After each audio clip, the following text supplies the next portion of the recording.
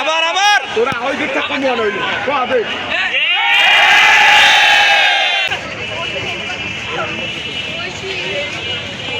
আলহামদুলিল্লাহ রেজাল্ট খুবই ভালো হয়েছে, অ্যাটলিস্ট আমার আশাতীত হয়েছে। কারণ মনে হচ্ছে যে এখানে GPA 5 জিনিসটা আসলে আমাদের সবার জন্যই গর্বের, কিন্তু আমাদের পারিপার্শ্বিক অবস্থাও চিন্তা করতে হবে। কারণ 2026 সালে এসএসসি ব্যাচ আমরা সবাই জানি অনেক সমস্যার মধ্যে দিয়ে গিয়েছে।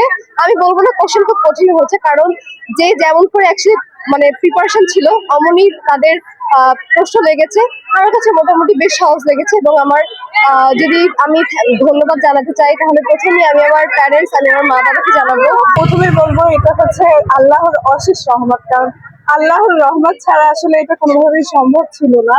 তো তারপরে বলবো আমাদের যে শিক্ষক শিক্ষিকা ছিল স্কুলে, আর বাবা মায়ের সাপোর্ট সব থেকে বেশি ইম্পর্টেন্ট। কারণ আমি যে প্রবলেম ফেস করি, আমার বাবা মা বলছে যে তোমার কোনো সমস্যা নেই, আমরা আছি। আর শিক্ষক শিক্ষার্থী একটা যে সম্পর্ক, তো এইটা আমাদের স্কুলে আমাদের যে টিচারদের সাথে আমাদের খুব ভালো বন্ডিং ছিল।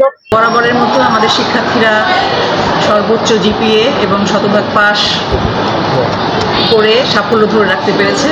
আমরা আমাদের শিক্ষার্থীদের এই অর্জনে গর্বিত, আনন্দিত।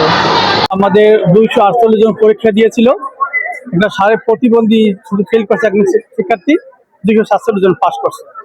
পাশের হার 99.6।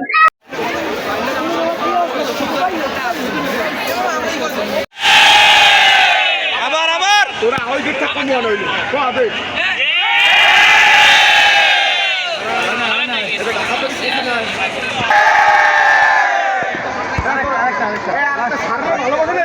ভালো জোরে